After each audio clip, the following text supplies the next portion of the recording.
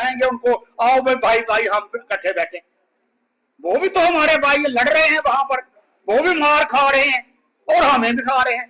पहले तो हमने छोड़ा वो एक बड़ा नारा जो था रियासत का, वो छोड़ दिया। फिर हमने छोड़ा सदर रियासत और प्रधानमंत्री। फिर हमने छोड़ दिया और अब छोड़ते छोड़ते हम आ गए ड्यूटी पर। और ड्यूटी में भी अब हमारे कुछ साथी बड़े अक्लमंद है वो भाई, वो कहते हैं इसको भी अलग करो। कितनी अक्लमंद है वो। दुनिया बढ़ रही है, बिजनेस करना है, व्यापार करना है, तो दुनिया बड़ी हो रही है और हमें घर से भी आधा करने जा रहे हैं। इसकी शरारतबाजी है।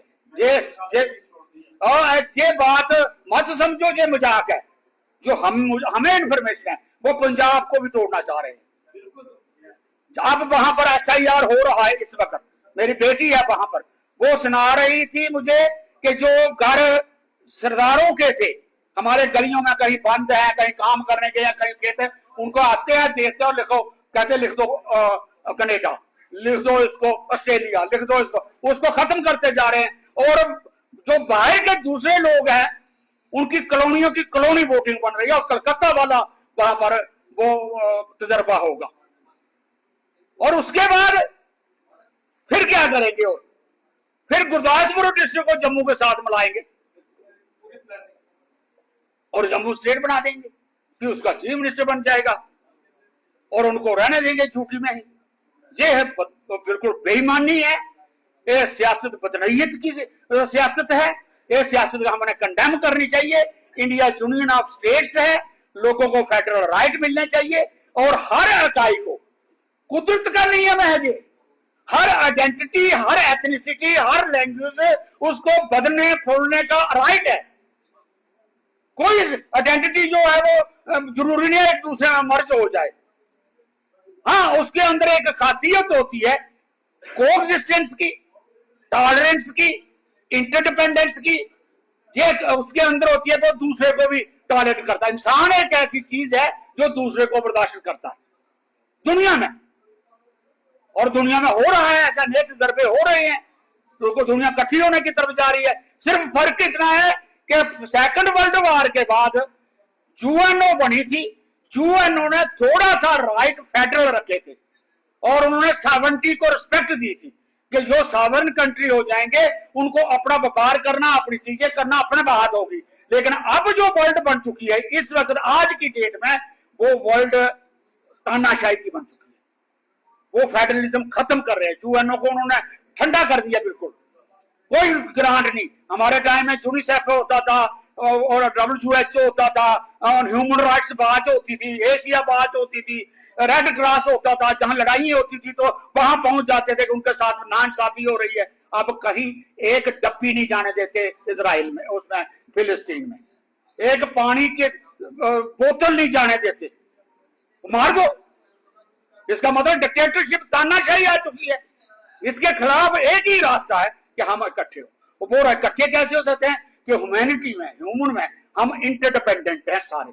हमारी कास्ट, रिलीजन, एथनिसिटी अलग हो सकती है, लेकिन एज ए ह्यूमन हमने सांस लेना है, पानी पीना है, हवा लेनी है, जमीन की रोटी खानी है। ये 5 चीजें, जल, जंगल, जमीन, ऊर्जा और हवा, ये 5 चीजें जिंदा रहने के लिए हर एक के लिए जरूरी है।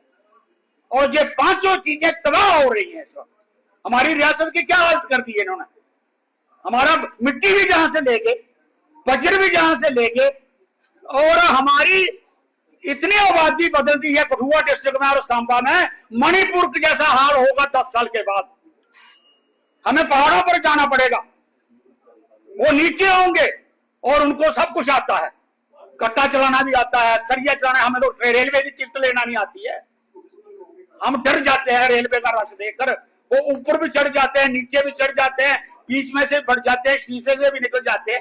उनका कल्चर है, हम नहीं उनके कल्चर को करते हैं उनका, लेकिन हमें तो डर लग रहा है।